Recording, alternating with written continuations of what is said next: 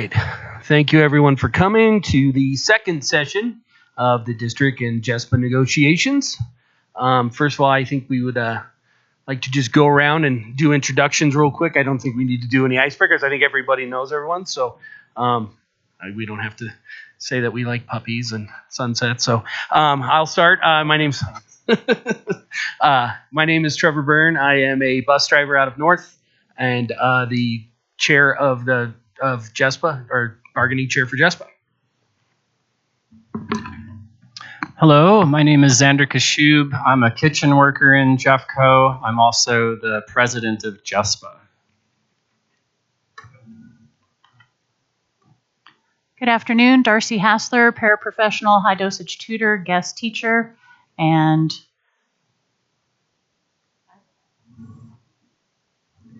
Sarah Smith, preschool, JCPK, 27 years in the district, president of JCPK. So that's me.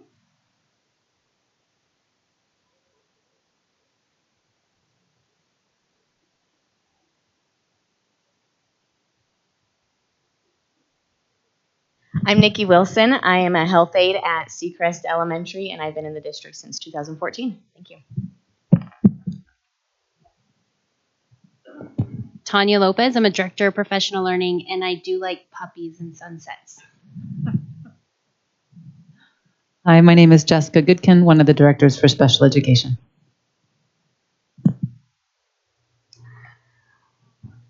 Hi, I'm Katie Jeter. I'm director of resources for Food Nutrition Services.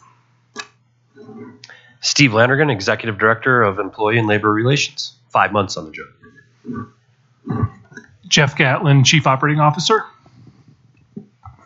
Matt Polero, Chief Student Success Officer. Good evening, everyone in the audience. I'm Holly Sexton, and I am the principal at Campbell Early Learning Center, and 30 years on the job. I'm Mike Hins, Director of Fleet Services, and I'm filling in for Terry Slemons tonight. Hello, Mark Strelo, Director of Custodial Services. Brandon Rudin, I'm the manager for the dispatch operations for the Department of School Safety. Robert Elrod, Facility Manager at Elk Creek Elementary, 14 years with the district. My name is Vicky Flores. I'm Jespa staff. Awesome. Thank you all for that. And before we get started and look over the agenda, I'd just like to, real quick, we're going to have some guest speakers tonight, which will include translation. So we're going to let Danielle explain how that's going to work real quick, if you guys don't mind. Absolutely. And can we get the agenda up on the big screen? Yes, we will.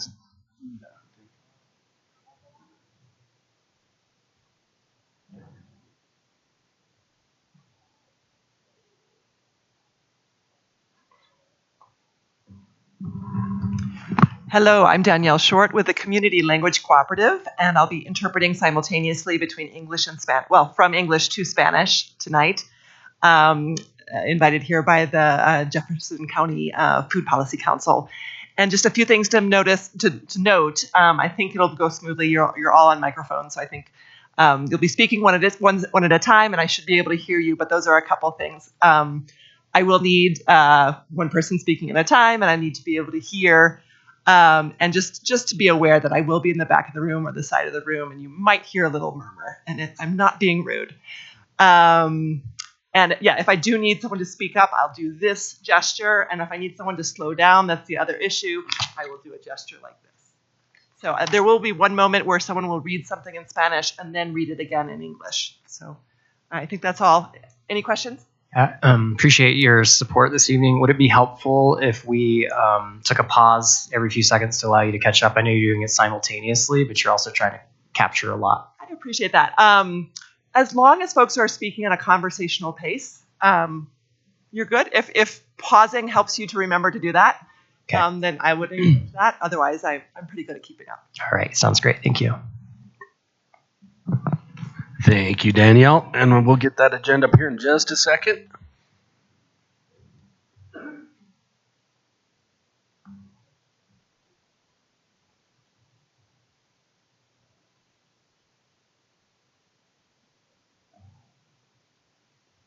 And I know they're going to ask to make it bigger. Well, some of us can't see very well. That I'm included in that group, so. And so we would ask that we could, just approve this agenda with some flexibility with the speakers. Yeah, a couple of questions. Sure. One, just your intention around responding to Article 5, just an update on when you plan to do that. Maybe that comes toward the end of the agenda when we're planning for the 13th. And then wondering if you'd like us to respond to the mutual items that you had proposed at the last session. We could add that to maybe after our questions between that 7:15 time. If that, I think Vicky's going to add that. I think we wanted to wait to respond to 5. We're going to hear Article 8 as well. Yeah, we're happy to present Article 8, how you have it on the agenda there after dinner. Okay. Just didn't know if you wanted us to address the mutual items tonight or not. I think that would be fine, yeah. All right. And just clarity, would you prefer for us to hold our questions until after the dinner or after your proposal, or how would you like us to engage in the dialogue? I think it would be nice if we could ask the questions like we had proposed earlier, and then we'd have time to write them down, and we could caucus and come back with the answers. I think that would be helpful. Okay. Any other agenda items, or you comfortable with moving forward how it's proposed? Okay, sounds good. I just want to say, just with maybe have this agenda with a little flexibility, depending on like when dinner shows up, kind of those kind of things. Not strictly adhering to the times up there, and to honor, parents and the people in the room who have things to do. Yeah, totally. We respect that. Thank you. Okay, with that being said, if everyone's comfortable with that, I think I'm going to actually turn it over to Xander to go over the FNS pilot MOU and then get on with the parent speakers. If that's good for everyone, I will turn it over to Xander. Okay, let's get into it. So first of all, I would like to invite up some guests today. Milagros Chavez and Delia Pacheco, would you please join us at the table?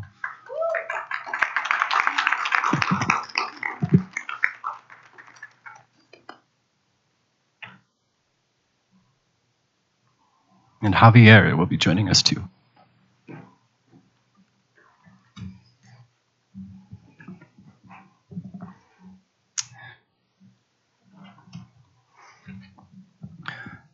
So as we kind of brought up last time, our interest this year is to really dig into the FNS pilot MOU language that we bargained 2 years ago.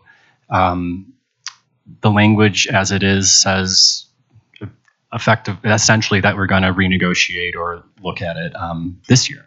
So we wanted to invite some parents who have been working very closely with this pilot, who are part of the working group, who are extremely passionate about food in Jeffco and feeding our children healthy meals that are locally sourced. And we want you all to hear from the community and their perspective on how this pilot has been going. So I will turn it over to them to share their experiences. Buenas tardes a todos. Gracias por recibirnos. Mi nombre es Milagros Chávez. Mi pronombre es ella. Vengo representando al Consejo de Políticas Alimentarias y al piloto de mamás. Me involucré en las comidas saludables, escolares y nutritivas porque tengo un hijo con diabetes 1 y confié en el sistema. Pero el sistema le falló a mi hijo y terminó hospitalizado por la mala alimentación escolar. En la actualidad, los porcentajes de enfermedades del corazón, diabetes, han crecido enormemente. Estoy aquí hoy para abogar por una alimentación sana, saludable y con ingredientes desde cero. También debemos terminar con la comida chatarra que se vende, snacks, chocolates, bebidas azucaradas, galletas, etc., etc. Ahora en todas las escuelas de Colorado las comidas escolares son gratuitas, pero no por ser gratuitas deben comer los alumnos, sus niños, mi niño, comida no saludable, comida congelada, comida en mal estado. Piensen que nuestros niños nos necesitan. La alimentación sana y saludable es su derecho. Al final, ellos se comen esa mala comida. Se habla de justicia alimentaria y de equidad alimentaria, pero en la vida real no existe. Les pedimos por ello, por sus hijos, por nuestros hijos, justicia. La comunidad confía en el distrito y espera mucho de todos ustedes. Gracias.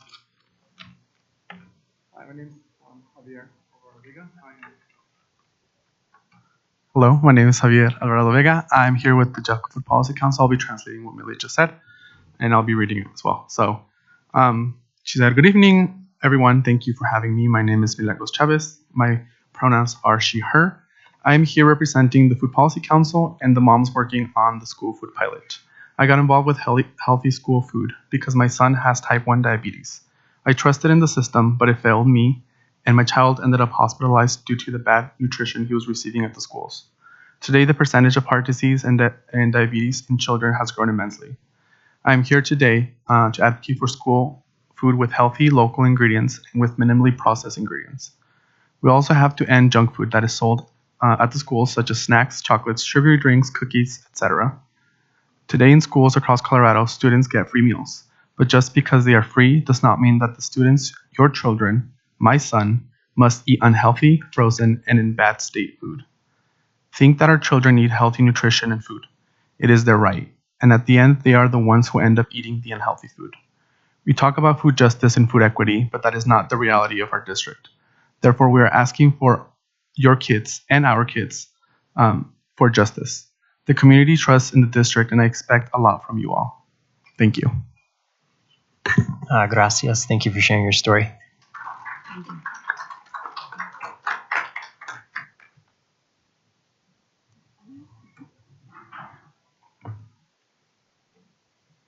Hola, buenas tardes.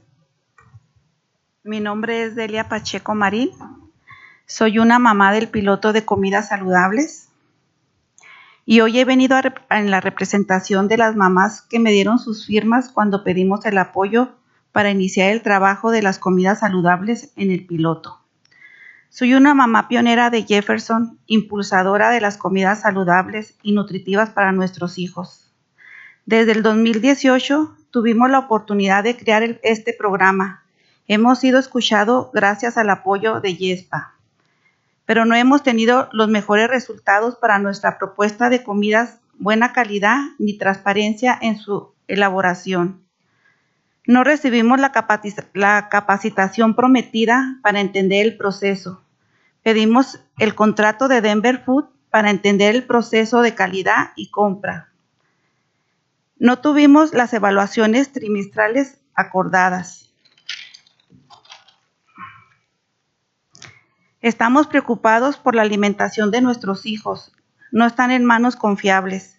Invito a todos a tomar conciencia de mis palabras. Y yo les pido a las personas que están en esta mesa, que representan al distrito, que haya más equidad alimentaria para todos los niños. Gracias.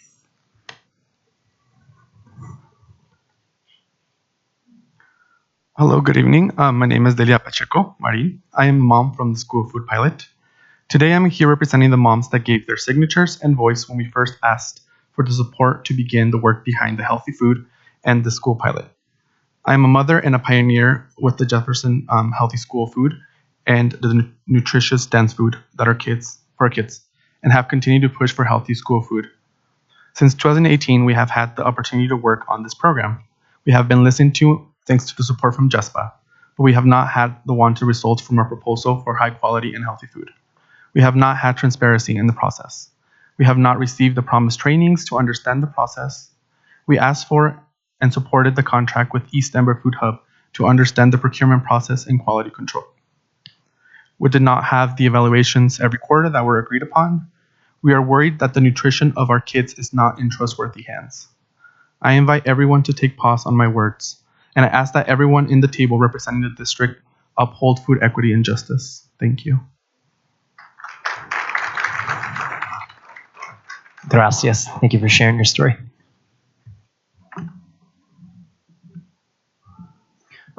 Thank you. So I just want to give a little context. We're going to be sharing revised language for the MOU that already exists. The last 2 years has been interesting.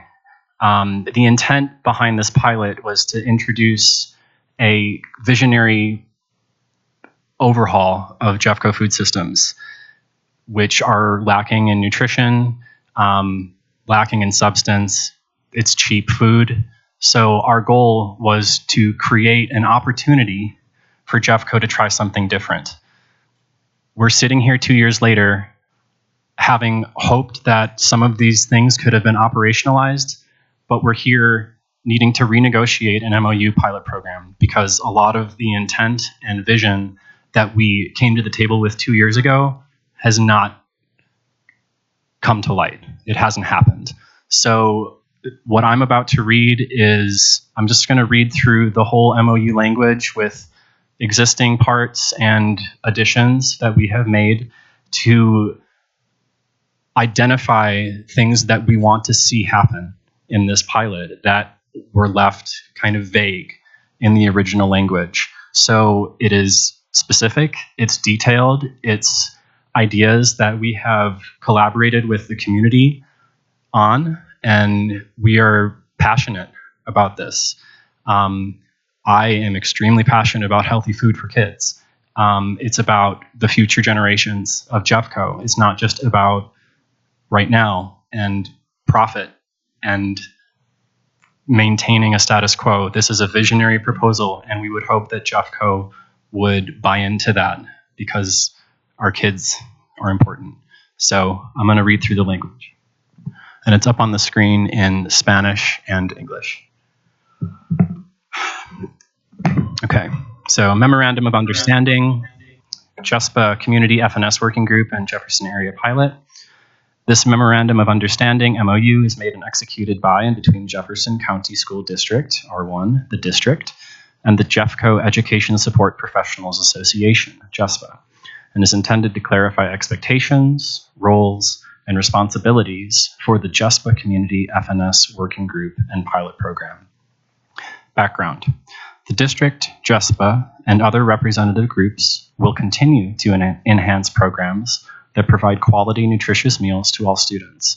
When seeking this outcome, it is essential for each stakeholder to understand each other's vision, create trust and respect among those stakeholders, understand the roles that stakeholders play in this outcome, and to understand the limitations that may exist in reaching the desired outcome. This MOU will outline the creation of a working group and identify measures to ensure that quality, nutritious meals are provided to Jeffco students in an efficient manner, and that all relevant stakeholders understand and support the path to this outcome. The continuation of the Jespa Community FNS Working Group and Jefferson Area Pilot will seek to expand its implementation into 3 additional articulation areas. The pilot will also increase service 1 day per week during each year of operation. Example, school year 24-25, 2 days, school year 25-26, 3 days. The above goal will be accomplished by undertaking the following activities. The members of the working group will be established to include Jeffco Schools FNS, Jespa members, kitchen staff working the pilot program, manager and hourly, students, parents, community partners, including additional experts in the field, principals of pilot schools, Jeffco COO.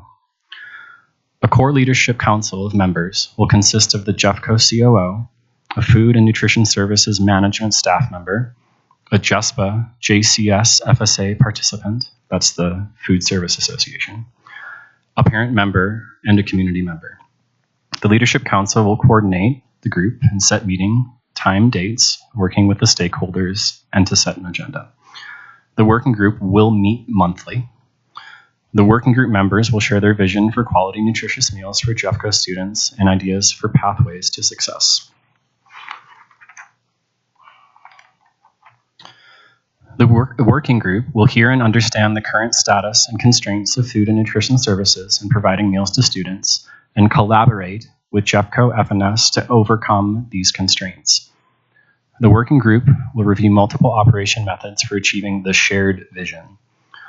The working group will collaborate to create a shared vision for school meals in Jeffco schools that encompasses stakeholder input and considers current limitations within the district. The vision will include, but not be limited to, ideals in menu creation and ingredient purchasing with a focus on locally sourced, high-quality ingredients that are not already used in school meal operations and that are of a higher grade, such as organic. The utilization of scratch cooking for Jeffco schools, starting with ingredients in their most natural state, least processed, and as opposed to ready-to-heat and eat foods. Utilizing fresh Colorado ingredients in a minimally processed form, picked or plucked. Incorporating community and student input into menus. Incorporating culturally relevant menu items. An emphasis on sustainable practices within the district, including but not limited to the monitoring and reduction of waste. Improving cafeteria culture. Providing a minimum of 30 minutes to eat starting when the last student gets through the lunch line. Compensation programs for kitchen staff working the pilot. Funding for equipment. Volunteer opportunities. Education and training, including nutrition or garden education, procurement and school food regulatory training, community engagement training, etc. And operationalization. Based on this shared vision, the working group will create a set of next steps toward achieving these shared goals. Analysis and assessment of information and learning. Continuation of the pilot program in the Jefferson articulation area and expansion into 3 additional articulation areas. Collaboratively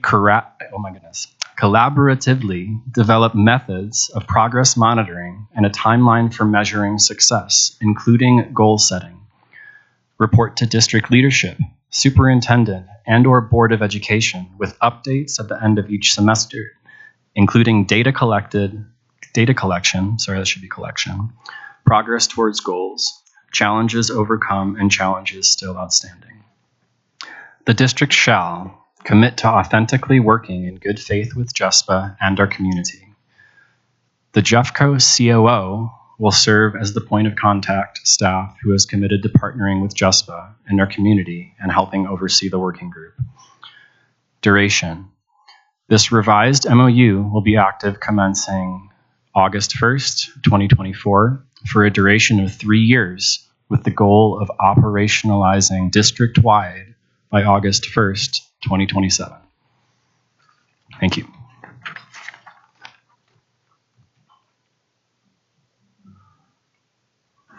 We're just going to pause to allow the interpretation to catch up. Sorry.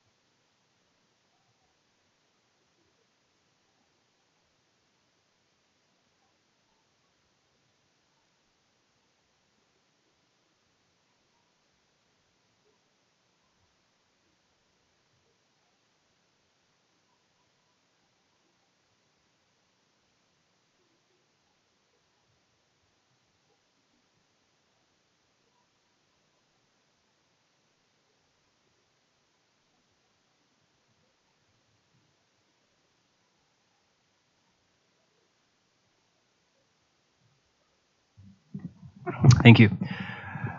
Okay. That's our proposal for the MOU. I think we'll give you time to soak that in. And I think we can move on to our outsourcing, unless there are any immediate questions or comments. Just a clarification. You'll send us a copy, right? Yes. And during the break, we'll process and come back after the break with questions. Sounds good. Yeah.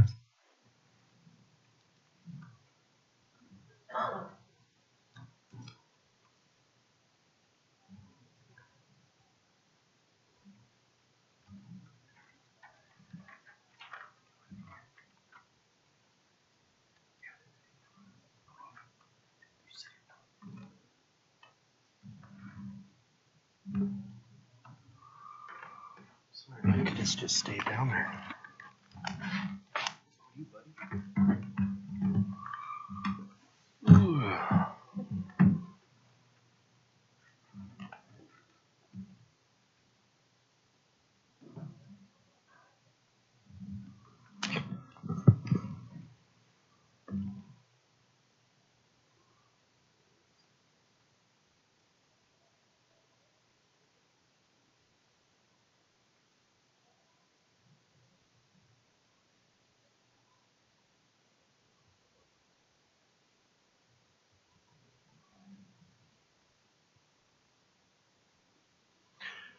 All right, we'll get started with outsourcing.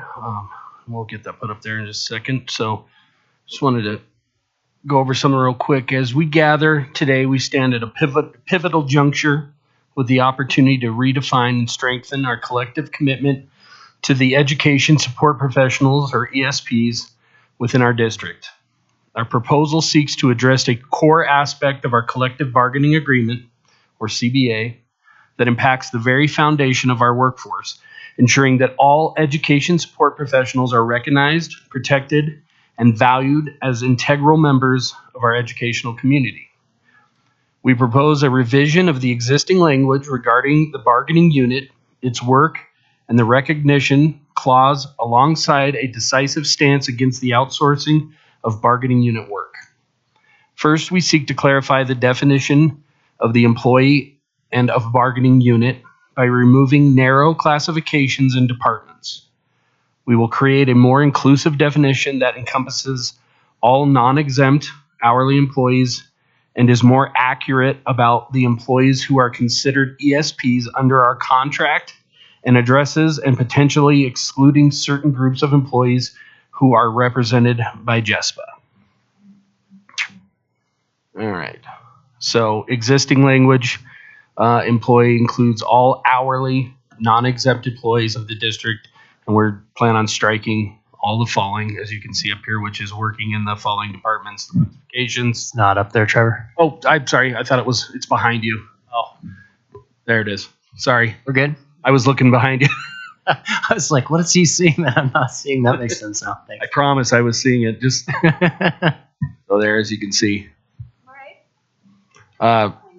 Working in the following departments or classifications, we're striking all the language there. Working in the following departments: job classifications, facilities management, materials management, information systems, risk management, food nutrition service, school safety, paraprofessionals, office professionals, health aides, instructional tutors, interpreters, locker room aides, special education preschool. So it's just going to be includes all hourly, non-exempt employees of the district. Since we have no definition other than this one for employee, we propose to define the bargaining unit and its exclusions with the new definition and more of the exclusions to this definition. But no, X1X, bargaining unit. The bargaining unit shall include all hourly non-exempt employees currently employed or to be employed as education support professionals, hereinafter employees. In the defined unit, we will be referred to as bargaining unit members or employees. That one would be where we added. Excluded from the membership. I guess we can just go over the red lines if you'd like. Sorry, I don't have to read the entire. I'll go over our red lines.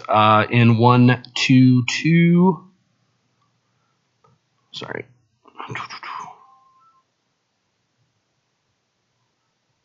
We would be adding, this does not include the temporary employees are those assigned to short-term time-bound job not to exceed 60 working days. This does not include summer work or extra duty that a member of the bargaining unit performs. Moving down to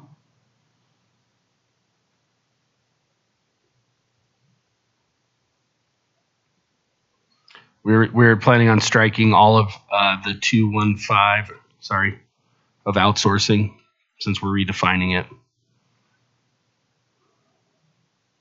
Oh, sorry.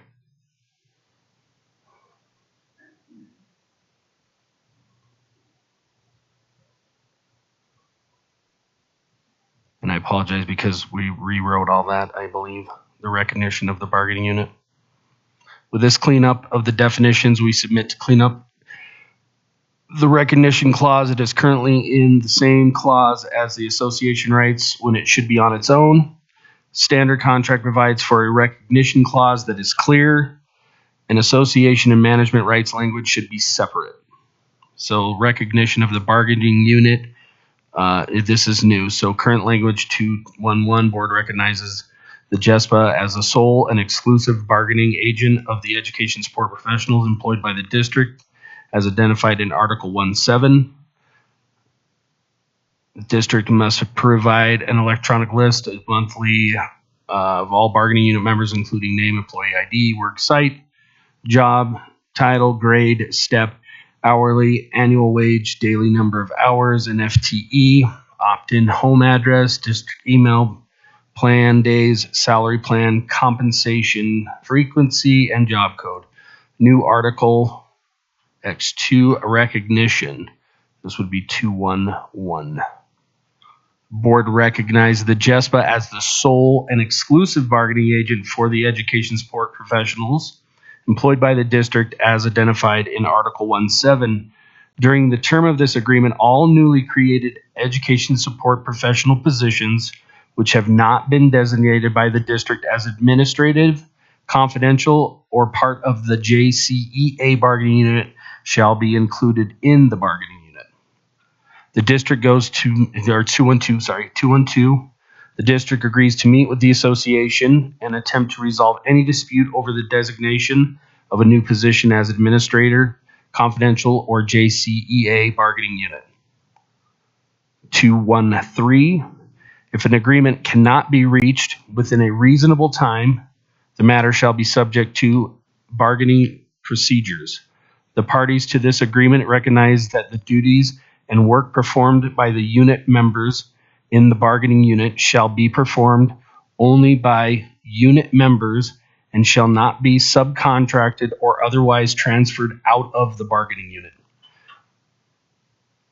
So by clearly recognizing our bargaining unit positions with a clear process for inclusion, we have a better process for the definition of our bargaining unit and work, clearly lacking from the agreement as it is defined of our work. In order to protect our work from assignments to other bargaining units like JCA or contractors, we propose the following language. And this is Article XX. Can I ask a quick question? Sure. Just to clarify, so 211 exists currently, but you're revising some of the existing language. But then 212 and 213 are additions to association rights, correct? Correct. Okay. I just want to make sure I'm tracking that. Thank you. Yes. And we're trying also to just break up. A lot of this is purely housekeeping. There's just weird articles mixed. You don't usually put a recognition with the bargaining unit list in the same sentence. So some of this is cleanup so that we can make our proposal on our protection of bargaining unit work. Yep, I gathered that. Thank you. No word. Okay, Article XX, bargaining unit work and staffing, Section 1, definition of bargaining unit work.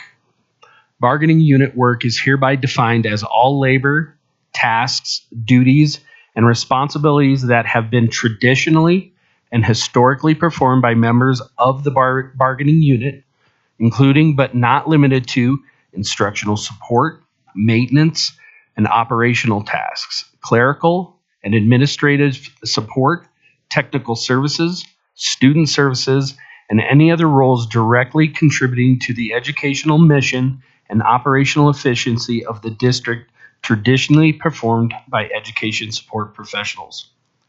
Any new positions, job titles, or classifications created by the district that fall within the general scope of duties and responsibilities similar to those performed by current bargaining unit members shall be considered bargaining unit work and covered under this agreement. Section 2, Protection of Bargaining Unit Work. The district shall not transfer jobs or assign bargaining unit work outside the bargaining unit, including but not limited to contractors, volunteers, administrators, or employees from other bargaining units. The district agrees not to subcontract, outsource, assign, or otherwise convey any bargaining unit work to third-party entities or individuals not recognized within the bargaining unit. The district may not reclassify bargaining unit positions without prior agreement with the association per Article 321. Reclassification includes change to job title and pay grade, compensation structure, changes in FLSA status, changes in bargaining unit, or changes in allowable hours and benefits. To strengthen the commitment to insourcing outsourced bargaining unit work, the district will partner with the association to identify all such work and devise a detailed plan for its return to the bargaining unit. This collaboration shall emphasize transparency, with the plan featuring specific, measurable objectives, definitive timelines, and a strategy for terminating existing outsourcing contracts. Periodic reviews will evaluate progress, ensuring adjustments are made as needed. Section 3, Monitoring, Compliance, and Enforcement. The CWG shall be tasked with monitoring compliance with the Article's provisions, reviewing any proposed changes to bargaining unit work, and addressing potential violations or disputes. The committee shall conduct reviews at least twice a year of work assignments, outsourcing, and insourcing plans to ensure they comply with the terms of this article. Any findings of noncompliance shall be documented and addressed promptly. If any issues arise that cannot be resolved at the CWG, the association may file a formal grievance. And then with the additional language above, we can strike Article 225, which is the outsourcing article. And that is it for outsourcing.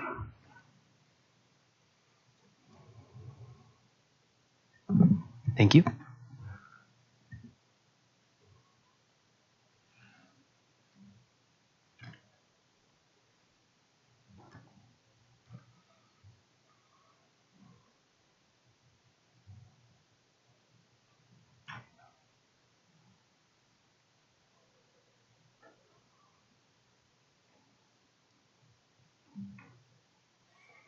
And I don't know if you guys want to give us your questions or wait.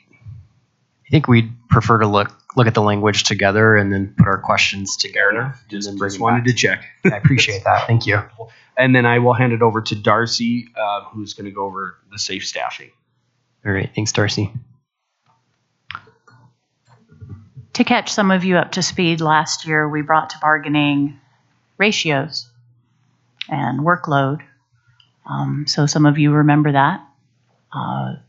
The district redlined the entire article. We would like to bring that idea back in a little different format for safe staffing. I would like to draw the attention to an incident that has been on the news, which is why we're focusing this on safe staffing.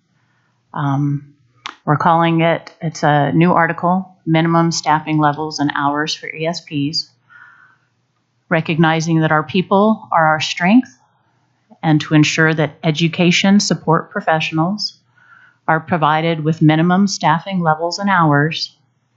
Incorporating this specific language into the collective bargaining agreement is crucial. This language should clearly define minimum staffing requirements, guarantee minimum hours for ESPs, and establish protocols for addressing staffing shortages. Recognizing ESPs as crucial to our collective success, we aim to build stronger relationships within the Jeffco community by centering staffing decisions around the needs and well-being of our students. So here's a proposed framework for such language. This is a proposal. We'd like some back and forth on this rather than a complete no like we got last time. So, new article, minimum staffing levels and hours for ESPs. This is not out of the bounds. We already have ratios for certain classifications. Section 1, purpose and intent. This article is established to ensure adequate staffing levels to create an extraordinary student experience and to provide job security and stability for education support professionals as a way to ensure success. Recognizing the critical role ESPs play in the educational ecosystem, the district commits to maintaining staffing levels that meet or exceed the minimum standards outlined herein. Section 2, minimum staffing levels. The district agrees to establish and adhere to minimum staffing levels for each classification within the bargaining unit. These levels will be based on a ratio of ESP to students or other operational metrics appropriate to the specific job functions to ensure effective support for the educational process. 1. Establishment of ratios. Specific ratios or metrics shall be determined through joint consultation between the district and the Jespa, taking into consideration the needs of the students, the requirements of the educational programs, and the best practices in educational support services. The staffing ratios shall exist in Appendix F. Side note, Appendix F does not exist yet. That's what this collaboration is all about. Number 2, annual review and adjustment. These ratios or metrics of staffing levels shall be reviewed annually and adjusted as necessary through negotiations based on changes in student enrollment, program requirements, and other relevant factors. Again, something like this already exists in our contract with MEQs, etc. Section 3, minimum days and hours guarantee. I'll wait for it to scroll up. There we go. To provide ESPs with job stability and predictability, the district guarantees a minimum workday calendar and minimum number of work hours per week for all bargaining unit members. 1. School year calendar employees. All school year calendar ESP positions will align with the teacher calendar, incorporating essential training and planning time to enhance job performance and student support. 2. All ESPs shall be offered a position with a minimum of 30 hours per week guaranteed.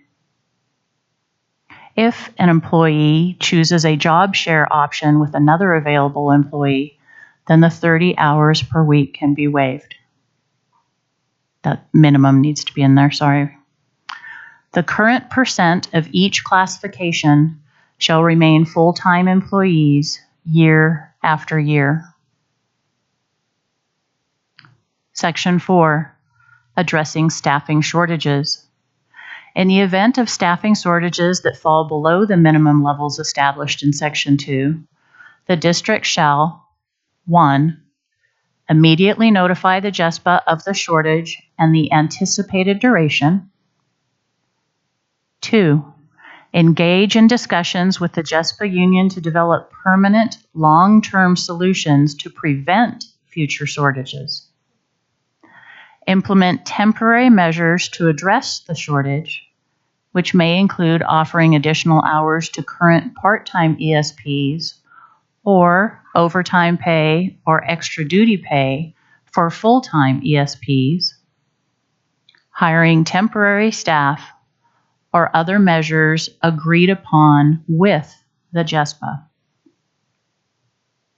3. In cases where workload is too high based off the minimum staffing levels, an employee may notify the supervisor that safe staffing is no longer in place.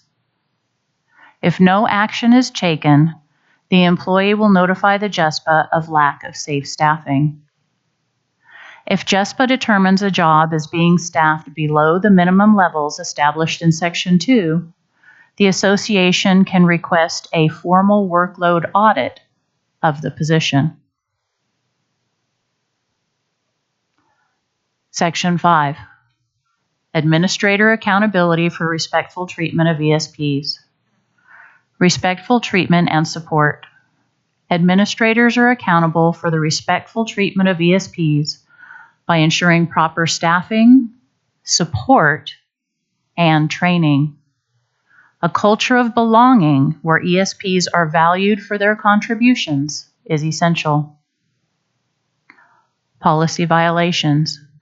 Administrators found in violation of these principles will face accountability measures, including mandatory retraining, to uphold the respectful treatment of all ESPs.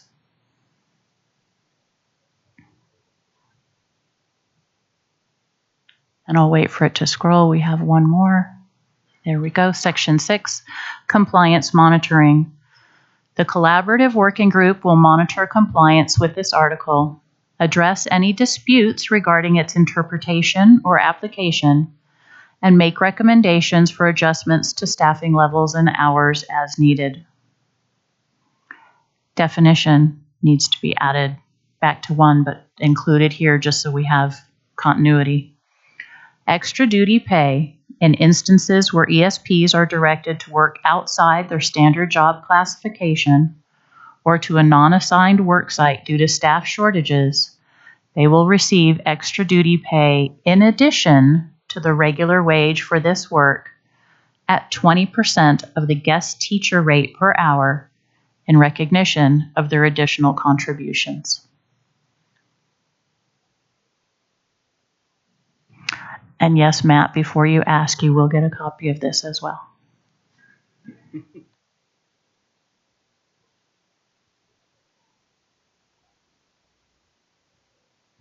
I know there's a lot to unpack in there, so if you need... I just appreciate you picking on me. Oh, that's great. Thank you.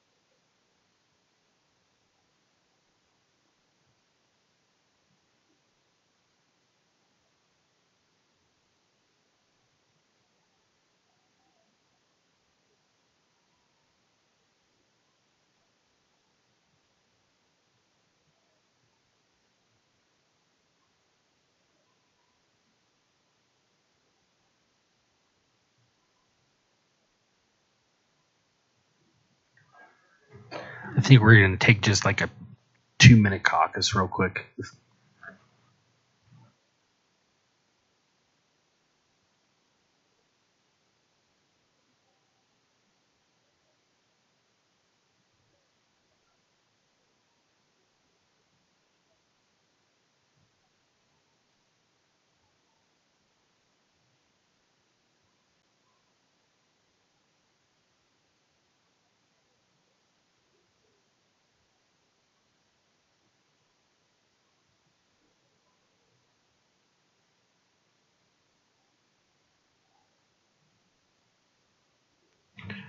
All right.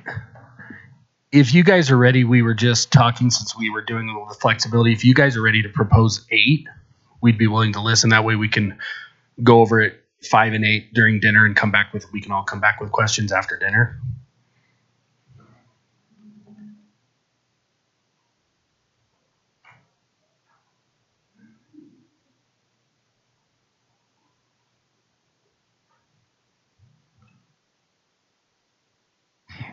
We need to just take a brief caucus before we present, and we would propose 20 minutes to do that.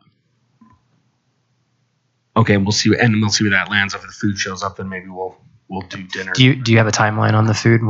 I'll have to ask Vicky. I'm not sure. It's about 15 more minutes or so that we'll have our dinner here for our audience, if y'all are wondering. So we've got a little bit of time. Okay, we'll hurry it up. Okay. Question though, Matt, down here. Sorry, I moved. You mentioned responding to mutual items. Yep. Is that something you could do in the next? Do you have to prepare for that too, or is that something you could do right now while we have some time, so we don't have to do a longer break?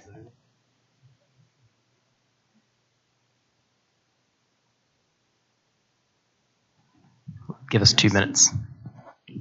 Great, you got it.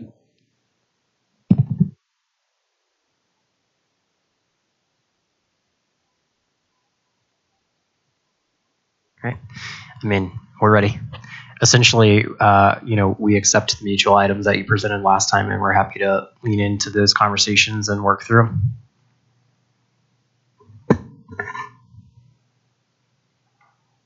Sounds great. Thought it was going to be a little more than that, but that's great.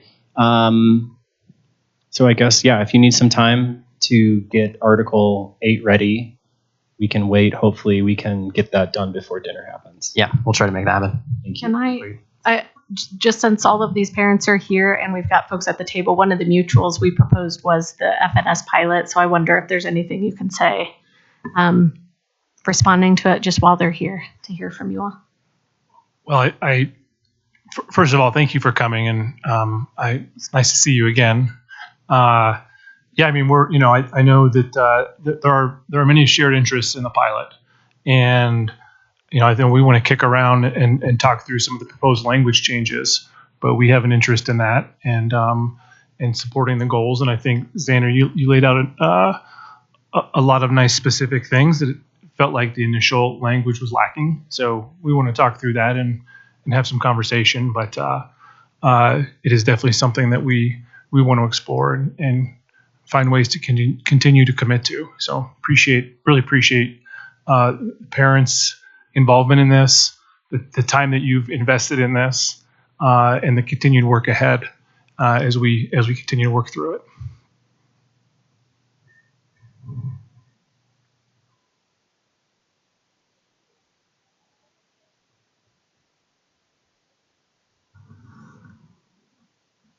Okay, what's your dinner plan? How long should we be on break for? Well, we'd like to try to get Article 8 out before dinner. We just need a few minutes. We just need a few minutes. So I'll text you directly, Xander. Okay. No group text. We'll just wait here. Okay. Thank you.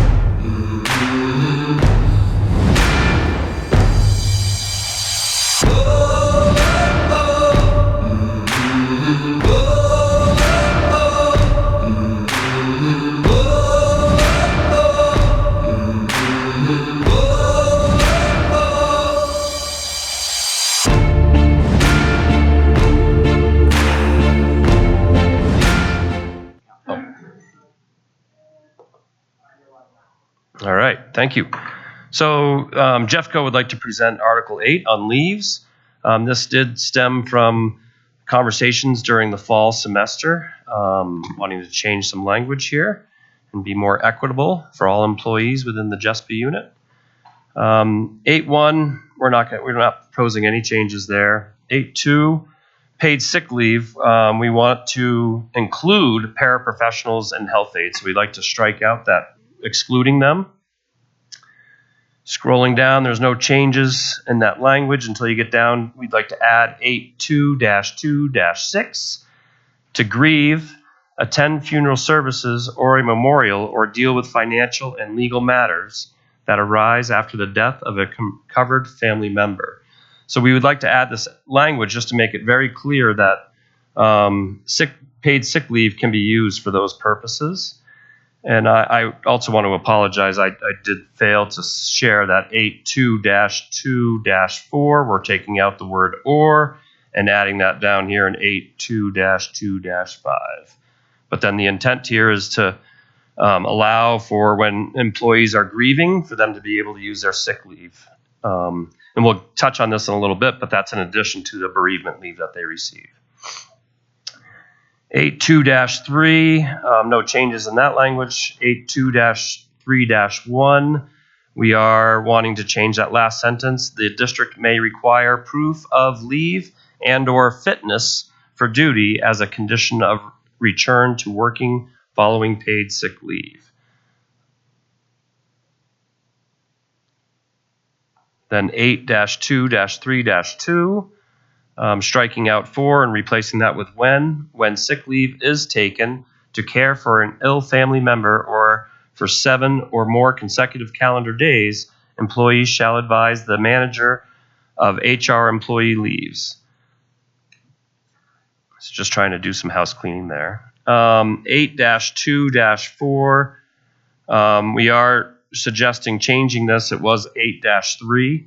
So we are proposing 8-2-4, disability benefits rather than disability leave. And then 8-2-4-1, replacing the 8-3-1. Primarily the same language. We are adding, though, so I will read through this whole thing.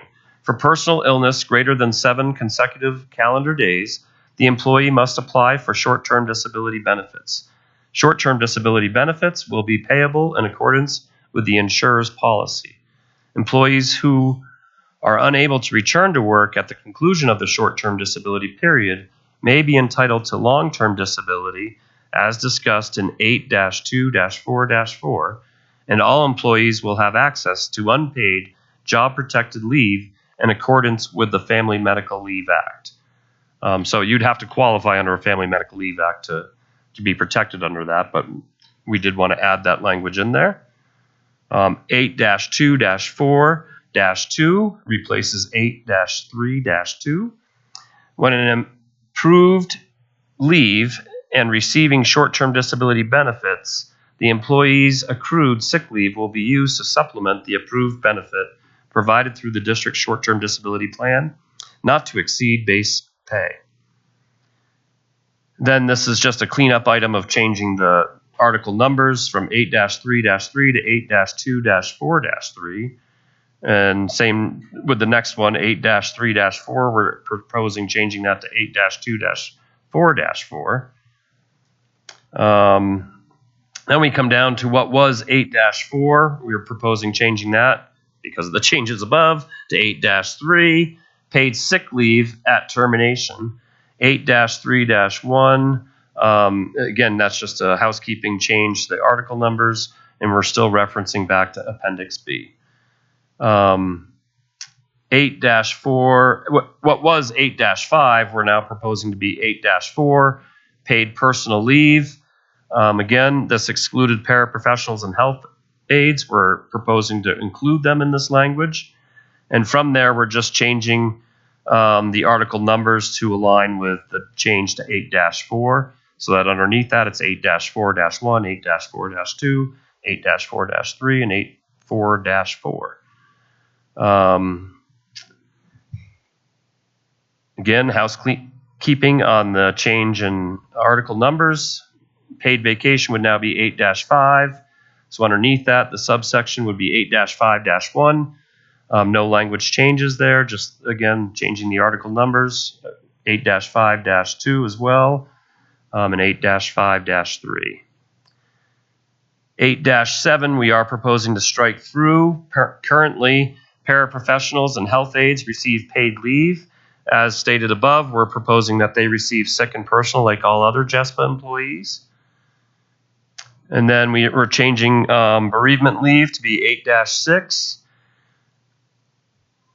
8-8-1, we are proposing to take out that language. Changing 8-6-1, a report of bereavement leave shall be made to the immediate supervisor as soon as practicable. 8-6-2, the first 2 days of bereavement leave shall be with full pay, and any additional days shall be charged against accrued vacation, paid sick leave, or paid leave, sick leave, or personal leave, whichever the employee elects. And truly, we should have been striking out. Well, no, we're not going to strike out paid leave because we also would like to share that. Our intention is not to take that away from the employees that have accrued that leave. So we wanted to leave that in there for now. It will sunset eventually. 8-7, judicial leave. Again, just changing the numbers here.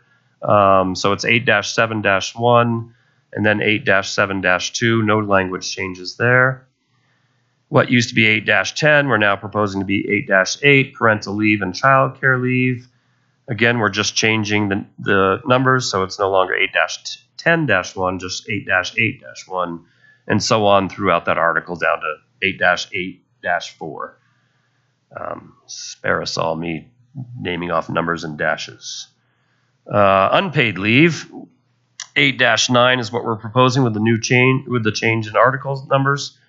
We are proposing a change to 8-9-1. Unpaid leaves of absence may be approved for other purposes or when an employee lacks sufficient leave accruals to cover their absences.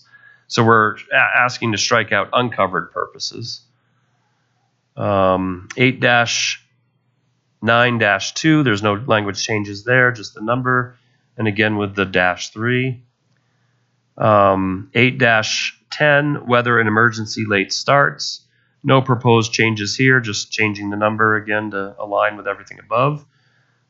Same with American with Disabilities Act and the leave that employees may be eligible for.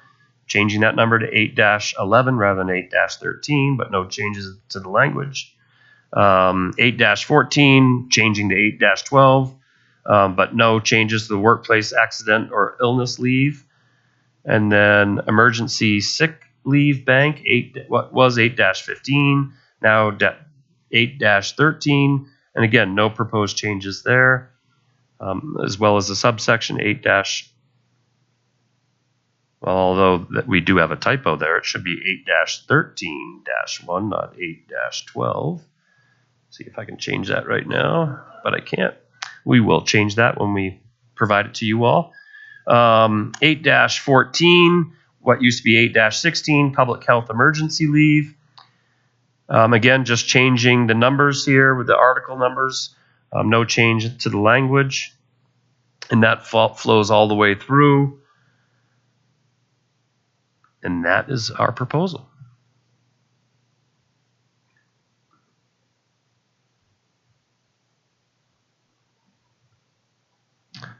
Although I think I should also, shouldn't I present Appendix A with the changes to that? Let me see how I can get to that with my challenge in technology here.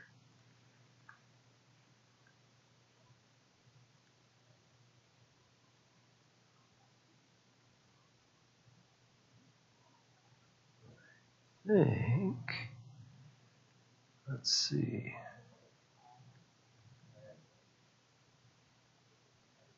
And now I can. Well, do we need it? There's also an appendix attached to this specific article, so we want to shift over to the appendix so you can see how those proposed changes here are reflected there.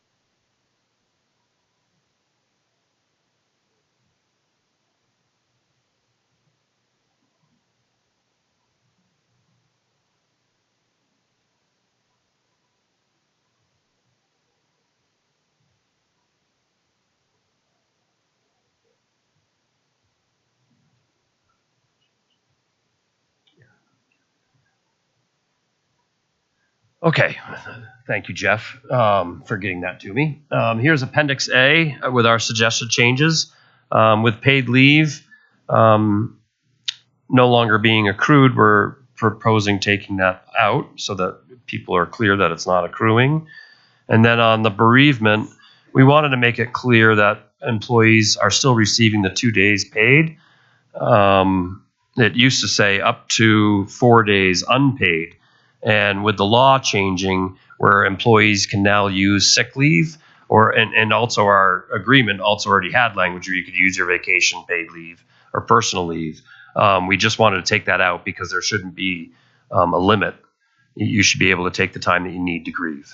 So, but you'll be using your personal, sick, and vacation or paid leave to do so.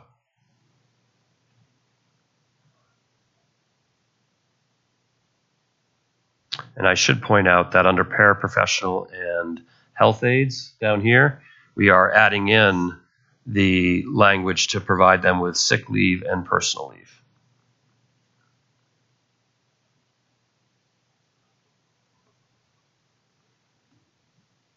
Oh, and I should have kept scrolling. We're also taking out paid leave accumulates without limit from year to year. I'm sorry, Steve, I missed that. Can you repeat what you just said? Sure. At the very bottom, underneath accrual, details, and caps, again, just striking out paid leave accumulates without limit from year to year. If we're proposing taking that out, you wouldn't be accumulating any leave in that regard.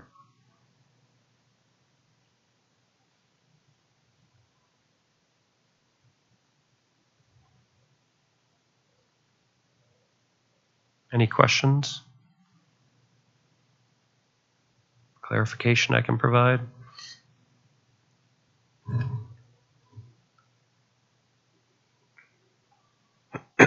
No, and I assume you'll send this over to us. Probably not today. No, I'm just kidding. We'll get that over during the break. Okay. No, we will, consolidate our questions for after our dinner caucus, and so we can go ahead and take that if you just want to text Xander, and we can keep in touch as to when we'll get back. Yeah. How much time do we want to set aside tonight for dinner, knowing that we're going to be doing some work too, it sounds like, to generate our questions, review, proposals, things of that nature? Let's go for an hour and then connect. All right. So we're looking at returning at 6:30? Yeah. Sounds all right. good. Great.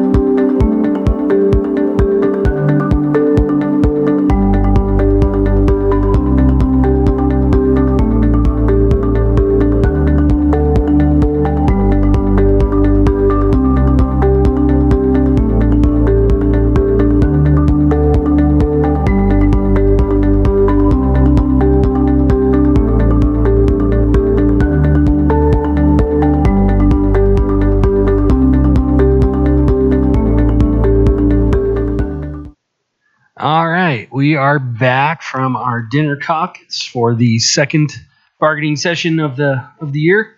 I think we're going to jump right back in. On the agenda would be the district asking questions. We were anticipating a little bit more time with your written proposals, but given that we got them at 6:38, we just have some general questions from the top of our head that we want to ask, but we'll need more time with the written language itself to be more thoughtful about some of the questions we had. But that said, I'm going to go ahead and open it up to our team to ask some questions. Who'd ever like to start?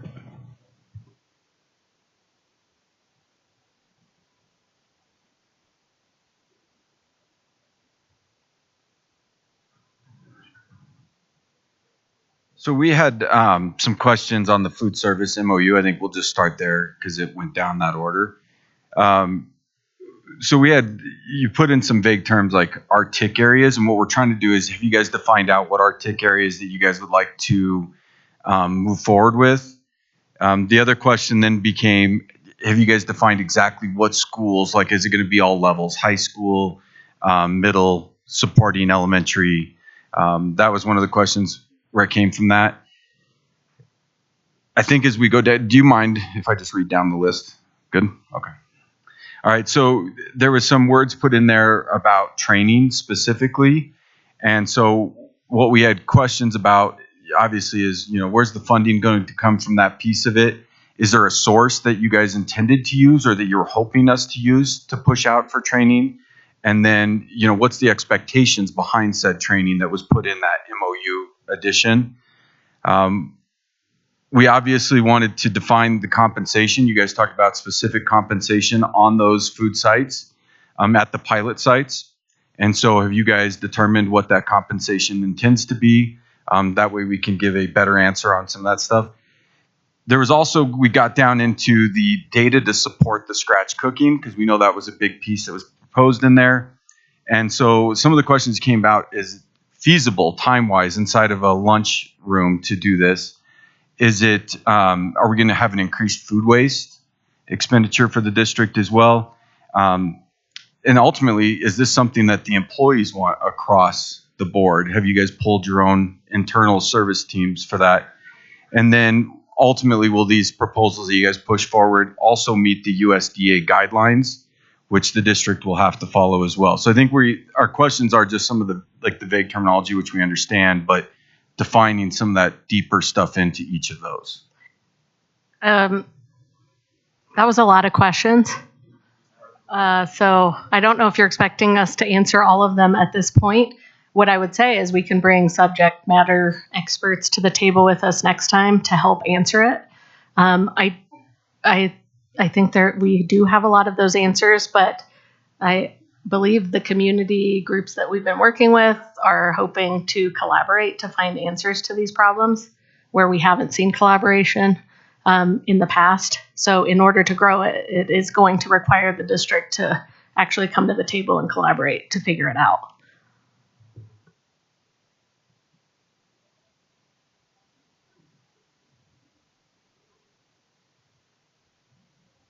Yeah. Do you want to send us a list of the questions? On the collaborative piece, I think that's crucial. Yeah. Last time you had mentioned you'd rather have all of our questions, so we weren't sure how you intended to respond, if you were going to plan on responding tonight or if you needed time with the questions. So we're happy to go through them one-on-one and have a dialogue back and forth, or how would you propose to move forward with the questions? That's why Brandon kind of read them out generally.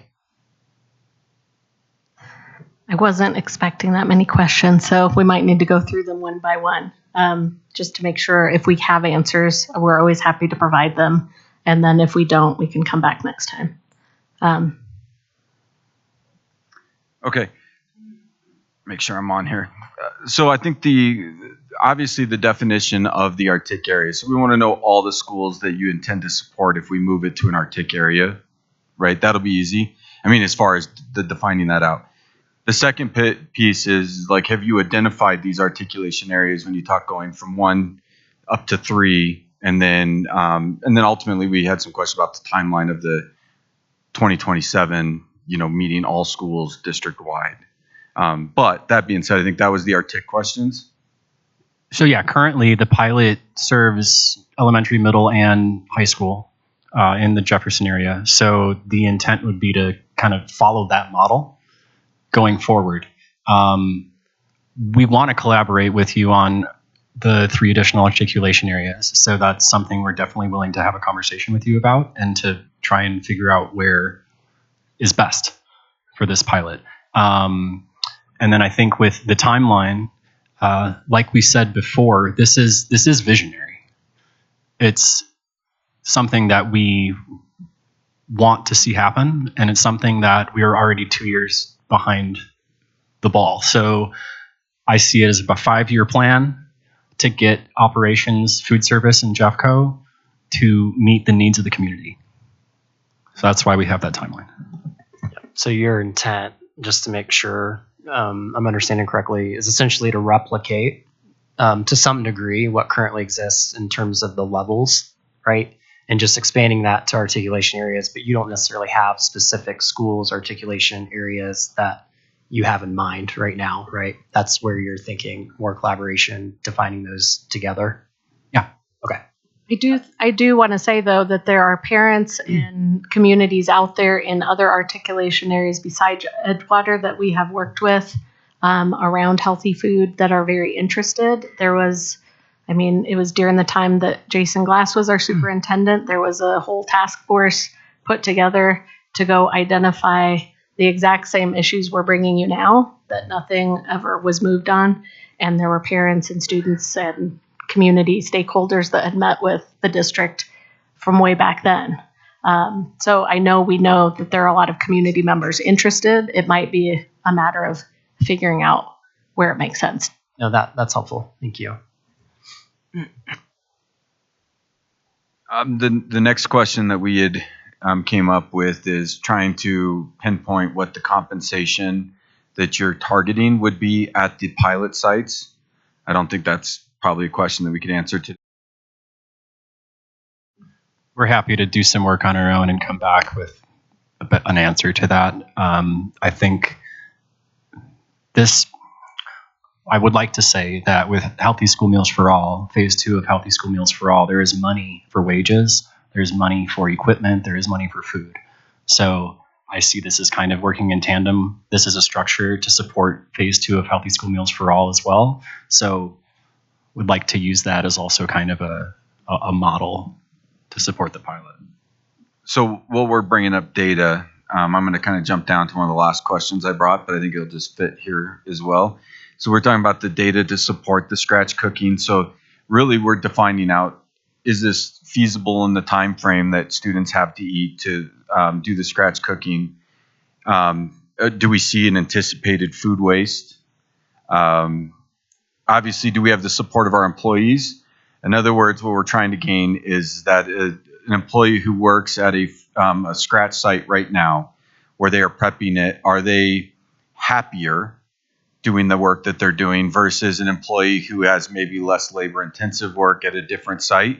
We don't know the data, but that was kind of the question that we brought off the top of our head. I'm happy to answer that in a way. If our kitchens were staffed appropriately, we could serve students effectively. And I think that's an issue that's currently actually happening in a lot of our kitchens with the increase in meal service.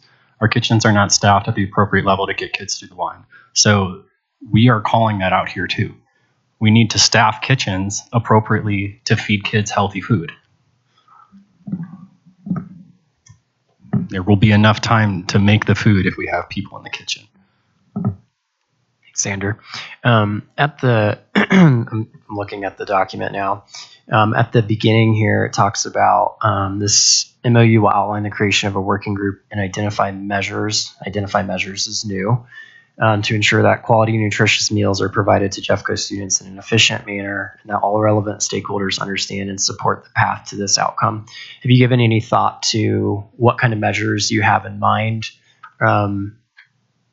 that we would be thinking about as a way to measure essentially the impact of this pilot to drive future decision making is what I'm assuming that those measurements get to. Yeah, so I think it's important to recognize that this pilot work is actively happening now. This working group is meeting monthly.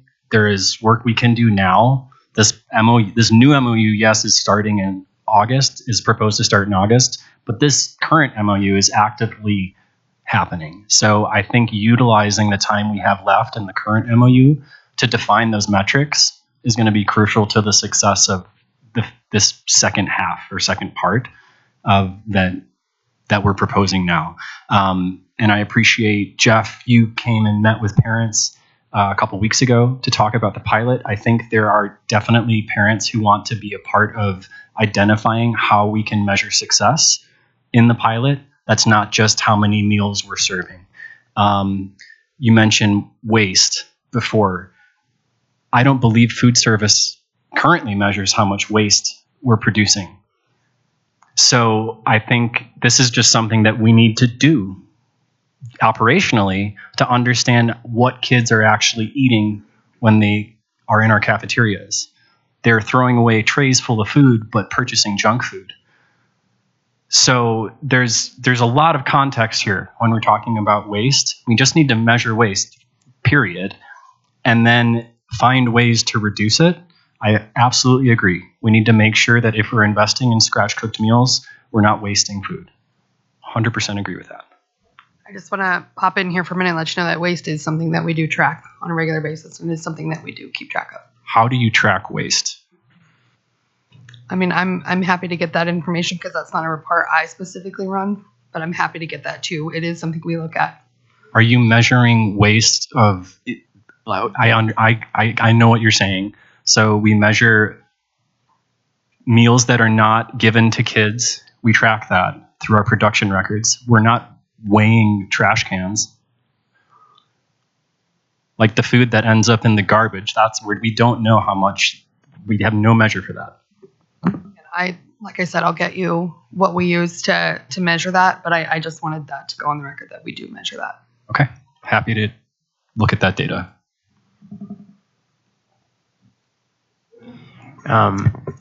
Just a question on around the vision where it says include but not limited to purchasing with a focus on locally sourced, high quality ingredients that are already used in school meal operations and that are of a higher grade, such as organic. And then somewhere utilizing fresh Colorado ingredients in a minimally processed form, picked or plucked. Are there certain, I'm just thinking about like feasibility of that, right? And ability to follow through on those specific requirements.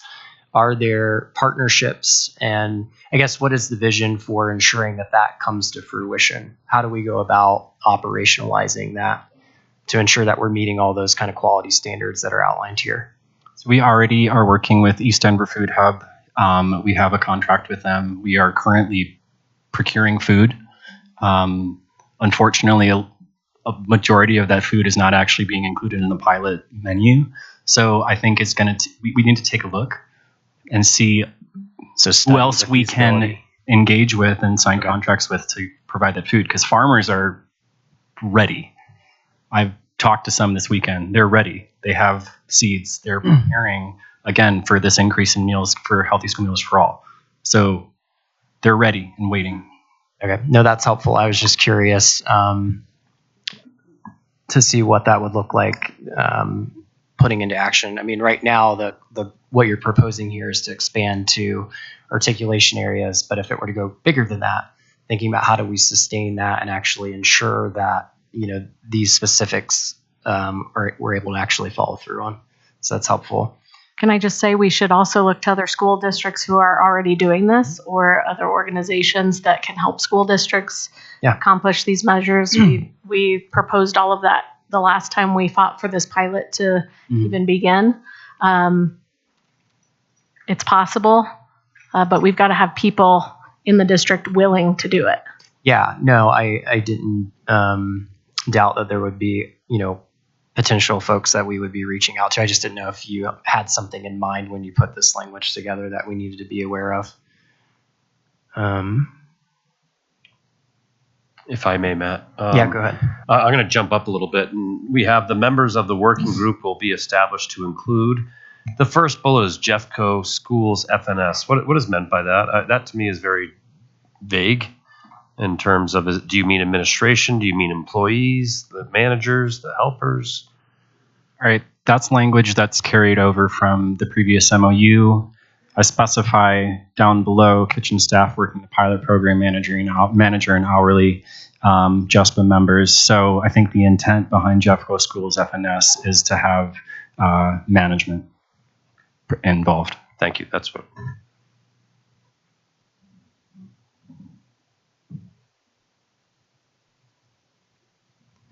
Okay, any other questions related to FNS? And then Brandon will shift back to you since you have our questions down there. Excellent. I think that was it for our the pilot program itself. I mean, we discussed something about training, but I think that's just something that we would collaborate on later anyways. So we jumped over to, as kind of like a bullet headline, the outsourcing/ratio. We did shoot most of this off the top of our head, and so I think we have a little bit to uncover here, and I'll go a little bit slower, maybe each bullet point, and then we'll see if you got questions or we've got follow-up on our end as well. So obviously the number one was the all temporary employees or sub-employees being included in the bargaining unit. And so that was one of our questions, from our lens. What's the question, Brandon? Sorry. Yeah, so I think in the language you guys had talked about, and I don't have the language in front of me, that all temporary and sub-employees would be moved over into the bargaining unit.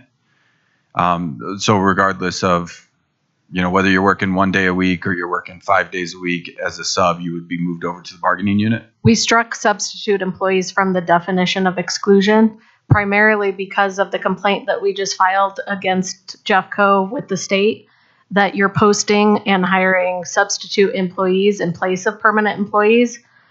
So we need to figure out that practice. So that was a specific, if we're going to hire substitutes instead of permanent employees, then they need to be included in our bargaining unit. So it could be something we need to look at the data and see what's going on there. I don't know if you were referring to the temporary, we struck through some language in the definition of a temporary employee. What we struck through was, it said temporary employees are those assigned to a seasonal, variable, or non-routine schedule, or to a short-term time-bound job not to exceed 60 working days.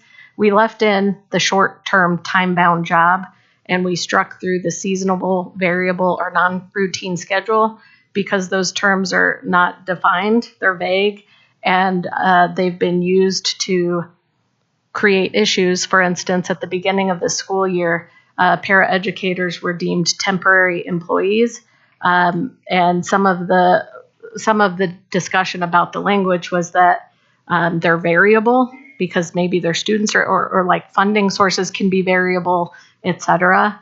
And so those terms are too vague and don't mean anything. So we wanted to be very clear about, let's figure out what actually we mean by a temporary employee. Yeah, in that context, it's helpful. We didn't have the language right in front of us, so we're trying to recall exactly what was struck and what the changes were. So appreciate that additional information. All right. The next bullet point we had, when we're talking about, so when we're talking about the metrics that we're going to use for the ratios, it's complex. And so we were trying to, wrap around what is the global impact of that in a district of our size. Is this intended for all Jespa employees? Is this intended for a specific work group? Those are I think the questions we had. We didn't have the language in front of us. So you are getting our spitball version of this. But then, when do we use the data? So is it from the previous year? Is it from a current year? And then we had we had follow-up questions on that.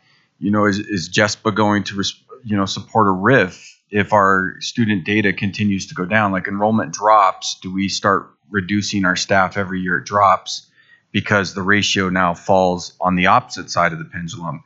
And I don't think we felt comfortable with that either. So that was that next question on the ratio side of it. So there is RIF language in the contract that the district can use if you need to conduct a RIF. That exists. So as far as setting up appropriate staffing levels, that's just work we need to do. I know custodial does it. It's in place. There are measurable staffing levels that you follow. There should be for transportation. We should say how many students do we want to transport and how many routes do we need and how many are we short. I don't think we're in a position where we need to worry about overstaffing right now and think about years down the road. So I think it's just work we're asking to do collaboratively to identify what's best for our students and how do we fill those needs. But if we're ever overstaffed, there's a process to do that. Okay. And I saw in there, I thought I recall you mentioning like a timeline being that these ratios and determinations would be made kind of on an annual basis during the negotiation process. Is that accurate?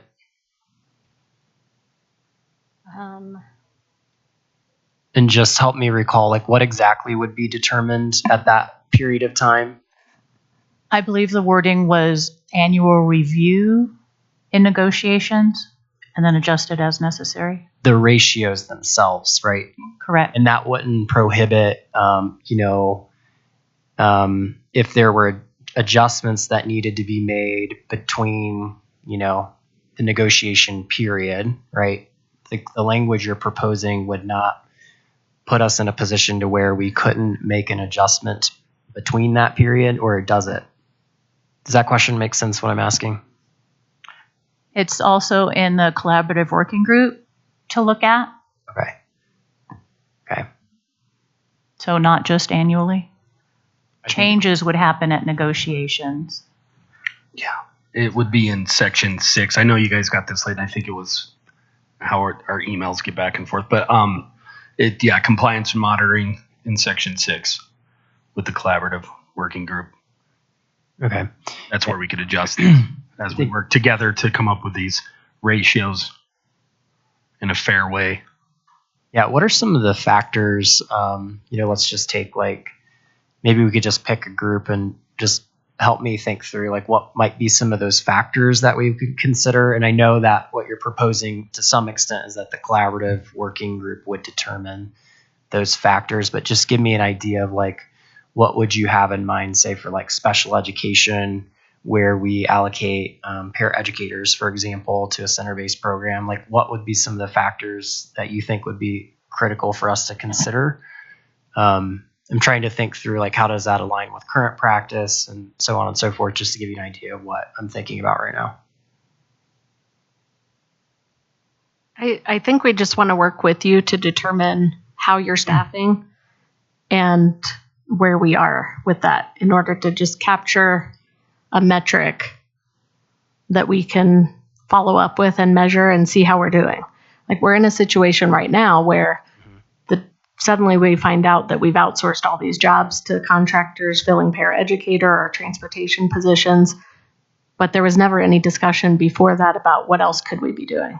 Okay. So in a way, we're trying to figure out a collaborative method to measure our ability to staff appropriately. So it's about identifying what's appropriate. So if you have center programs that are supposed to be staffed, how do you staff them now? Some are 3-to-1, some are 2-to-1. It depends on the type of center-based program, right? So that's one factor. And there's certainly some ratios specific to the profile of learners that are served within those programs. And then in addition to that, all the other needs are determined through the IEP process. Right. I don't know if Jessica would add anything to that. Jessica's to my right, but generally speaking, that's how it's determined. Jessica, anything you'd add?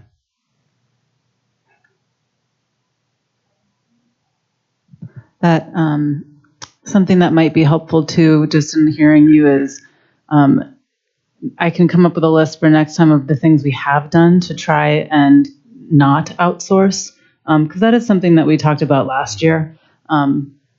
And I'm not a fan of contractors. It's not the way I want to move forward. And so I agree with you and don't want to outsource. And so I think having that conversation too, that you may not know, would be helpful for next time. So I'll come up with a list of all the other things that we've done in this past year to try and not do that. And I think that would be good. Yeah, another just consideration here, like I'm trying to play out a scenario in my head. So hypothetically, let's say we've, determined how we're going to we've reached some sort of an agreement around a particular group and a ratio.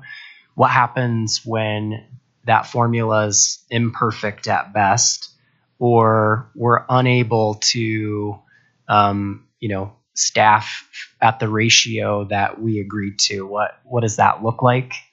Because that certainly could be an unintended consequence, right, of not getting the right factors considered and being off with our ratios and things of that nature. I mean, I know it's going to be a work in progress, but just curious what your thoughts are on that. Well, again, I know you just got the language, but in section 4, it says engage in discussions to implement temporary measures to address the shortage. Yep. Coming up with that. And what, like, in light of the language that was proposed around outsourcing, like eliminating kind of the contractual types of arrangement, what might be some temporary solutions that you have in mind?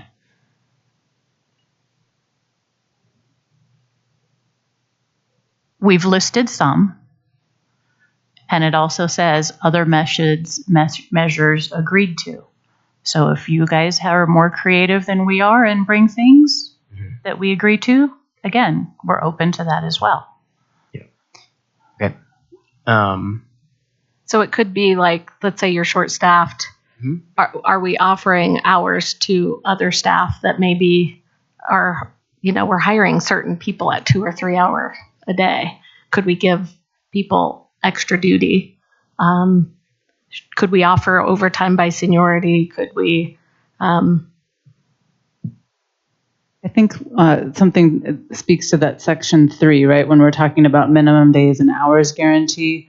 So one of the things that we had, I think we even talked about this last year too, was we have some ESPs that only want 1 day a week. And so I think my, question in regard to section 3 is that number 2, where it's if they choose a job share, then the 30-hour week can be waived. Does it have to be a job share, right? My concern with that one is it too limiting in terms of us trying to come up with more creative ideas? Yeah, I think you see there, our goal is to offer attractive work full-time with benefits so that we get more people, understanding that there are people maybe that want to work 1 day a week. So that's a consideration. I just think like right now, it feels like the Wild West, and whatever problem comes up, there's some random solution to it that doesn't have any reason. Yeah, I can see why it might feel like the Wild West. I can tell you that, and I can speak just for some of the services that I know my department has contracted for. It is entirely a last resort, driven by some mandate that we have to adhere to. And so I think Jessica's point of, us taking some time and creating some transparency around what are some of those temporary solutions or things that we think about before we even get to a place where we're jumping to partnering with an outside agency. I think that could be really helpful and help change the perception or feeling that it's the Wild West or things are just happening without reason, because we spend a lot of time on the retention and recruitment piece. It just may not always be as apparent to our employees who are in our schools, and we understand that. And so what we can do is help build some of that transparency and talk through some of those temporary solutions. And perhaps there are other solutions that you have that we haven't even thought of yet, which I think is part of what value comes with collaboration and working together. So, but I appreciate you sharing that perception. I think just so you know where we're coming from, safety is number 1 too. We just had an assault on a school bus where we're questioning whether that bus should have had an assistant on it or not. how medical attention works if you get hurt at work. Like there's so many things in that scenario that are happening. That just happened to be on camera, but that's happening in schools. It's happening to all over the place. I think what we're trying to find is clarity around the processes for how to address issues, because there were just way too many questions. Why didn't the terminal call 911? For where was the support? How do you get your workload audited? How do you get an extra para if you're a teacher in a classroom? I don't know how to find answers to any of that. So I think what we're trying to do is figure that out together so that we can address it. Yeah, no, I appreciate that. And, one thing you may or may not know specific to the bus incident, and I wholeheartedly agree with your comment related to safety. That's of utmost priority to us. And, certainly what happened in that incident is absolutely unacceptable. And we're taking the time to do what we often refer to as kind of an after action review, really taking the time to understand that scenario in its entirety, and other potential scenarios that might be similar in nature, to think forward about how do we prevent such things from happening again, what could we do differently, so on and so forth. So know that those conversations do happen, and are happening. I appreciate the clarity you provided around that article. I don't have any more specific questions to the staffing ratios. I don't know if anyone else on our team does or not. I think we'll probably have some more questions once we get the time to really go ahead. Yeah, I did have a question around the definition extra duty pay. In there, you have the extra duty pay in addition to the regular wage. Is that the regular wage for the position that the person's filling, or is that their regular wage that they normally earn in their regular job? I guess that's a good question, because there's higher classification pay in our contract, where if you're working and performing in a higher classification, you would get that higher classification wage. The extra duty pay is kind of a call out to something that was proposed to JCEA recently, a couple weeks ago, for teachers to fill in to cover shortages for paraeducators, and that was the proposal made to teachers.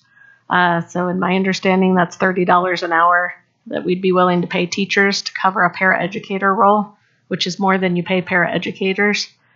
So it's kind of one of those things where we're trying to make a point here about what we're willing to pay people to cover shortages. And I can speak to part of that being that the teachers do come with the additional education, knowledge, and expertise. I'll just say, like, a teacher filling in for a paraeducator who does that job full time for their career, and they come in and do it for 1 hour and get paid more than the paraeducators. I mean, we don't want to allow that kind of thing to happen, because we also need to protect our teachers' time. So we're also doing that to protect teachers from having to fill in to cover staffing shortages. Just to clarify, what I think Steve meant by that comment was more specific to the requirements that are required for different types of positions. But what I think what you're saying is if you have, say, a paraprofessional who has a bachelor's degree and, say, a substitute authorization who's being asked to step in for a classroom teacher, just using a hypothetical scenario, that the expectation would be like a higher level of pay for stepping into that kind of substitute type position, correct? Similar to how, like, if a paraprofessional fills the spot for a paraeducator, knowing that there's a difference in pay there, that the parapro currently should be paid at the rate of a paraeducator for stepping into that. Yeah. Yes. Okay, thanks. Any other questions?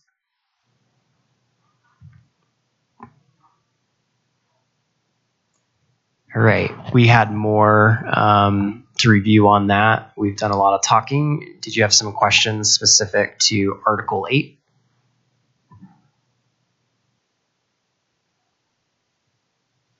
We do not. Okay.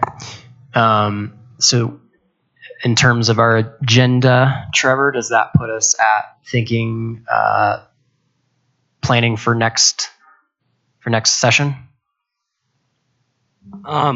Yeah, it does. But we were going to ask one quick. Speaking of planning the agenda, we wanted to ask when you would have your financial proposal ready. For like specific to compensation? Correct. That's a great question.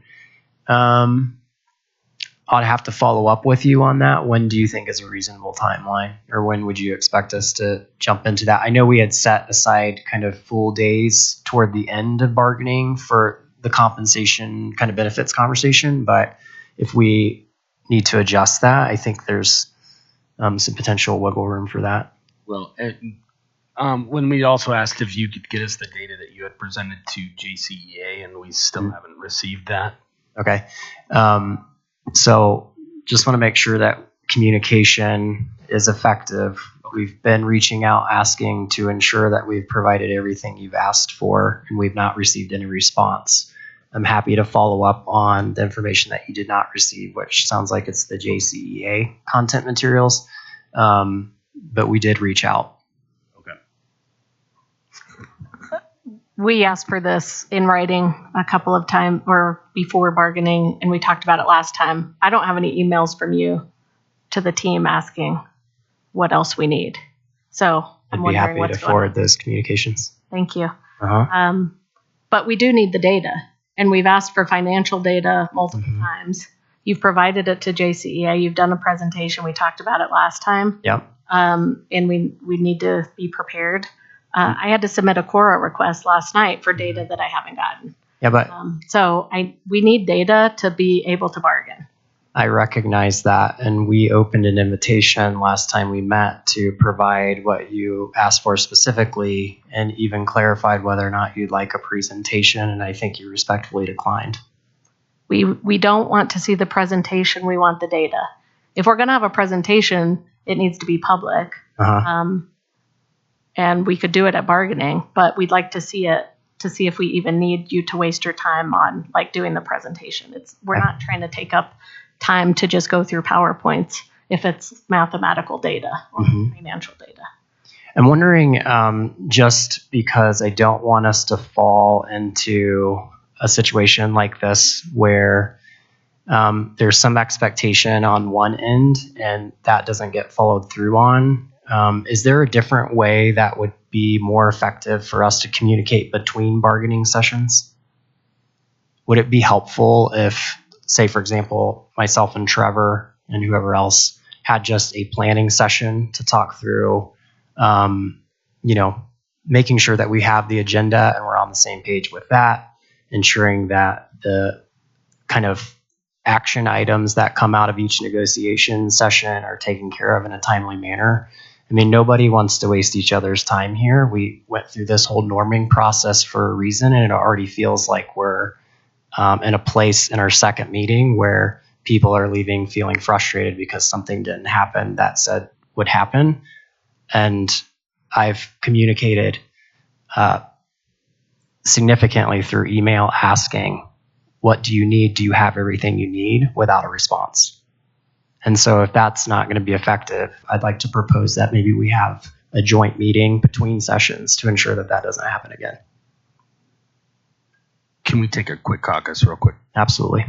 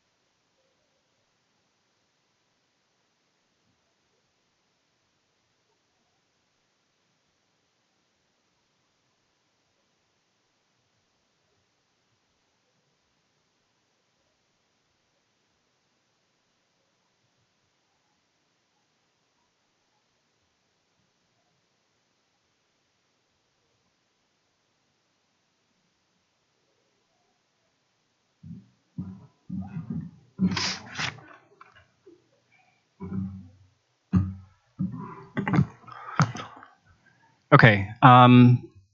We want to be clear. We just want the data so we can do some work and move on. There's an email from you on February 4th, Matt. It says about the specific items you requested, namely the financial audit and JCEA presentation. We want to reassure you that we were actively following up on these matters, as previously discussed. So I think the expectation was that we would just get the data, and we're not trying to do the thing, right? We just want the data to do the work, and we can move on from there right now. Okay. Agreed. And I'd still like to propose just a joint brief planning conversation, whether that is a brief phone call or other type of meeting. It could be virtual. I know everyone has really busy schedules, but just to ensure that things are taken care of in a timely manner so that everybody has what they need. I think we'd be happy to work on the agenda when we're here in public. We don't want to do any of this planning not in public. So we're happy when we get to the table on our bargaining session dates that have already been planned to put some time into making sure we're clear about what we need, when we need it, and how we're going to get it done. How might we put something in place to where you can verify that you've received what you expected to receive? What could that look like? I mean, we're happy to respond when we get the data we've asked for. Okay. I don't know what else you want me to say. All right. Thanks, Xander. Trevor? I agree. We can just confirm that we've received. If there's anything missing, we just need to be more diligent about confirmation of receiving and sending. So, all right. I appreciate that. Thank you. Where does that leave us for tonight? Planning for March? I think we can go ahead and start. First off, I think we'd like that data so we can start working on our compensation end of it and get with our consultant, and then we can work together on this agenda right now for March, since you'll be facilitating since we're alternating. So yep. Okay. Yep. I'll take care of facilitation. Your intentions for responding to 5 or 8. What does that look like in March? Yeah, we're going to counter both proposals. Yes. Okay. I think our intention would also try to be to respond to the 3 that I think it's 3, it might be 4, that you sent over to us this evening, and that you presented today. Okay. I think we could probably accomplish that. I think that's fair. That'll be a lot to go through, but I think we can accomplish that in one sitting. Okay. Anything else that we need to add to the agenda for that next meeting date? It'd be good to cover the mutuals that you kind of spoke to also, and the other mutuals that we don't necessarily have. The compensation benefits one. Yeah. Okay. That might seem like a lot. Do you have a kind of a preference or priority for us that we should consider for that next agenda? I mean, I think we want to just be cognizant of those things as well. Yep. I mean, understanding, going through 5 articles, counter language, yes, it's going to take some time, but we want to make sure that we're checking in on the progress of the other MOUs as well, mutuals. Okay. We'll plan on countering the 3 tonight that you presented, and we'll provide you an update on what we believe we'll be able to accomplish with those mutuals, if that works. Also, kind of from what Trevor mentioned before, financials, do we have any kind of timeline also for benefits? We could add that to our agenda to start the discussion as early as next month or the next meeting. That would be great. Okay, let's do it. I think we just need to be sure of when we're talking about the food pilot that we make sure our partners are in the room and that we provide for interpretation. So we just need to make sure we have a very clear time for that to prepare. Yep, understood. So we'll essentially type up the agenda since it's our turn to send that over to you and just make sure it's accurate and captures everything that we intend to accomplish that night. Otherwise, I think we're We're good? Unless there's anything else, we'd like to thank the district. We'd like to thank everybody in the audience for coming tonight. We appreciate you taking time out of your busy night. And we will see you guys next month. All right. Thanks, Trevor.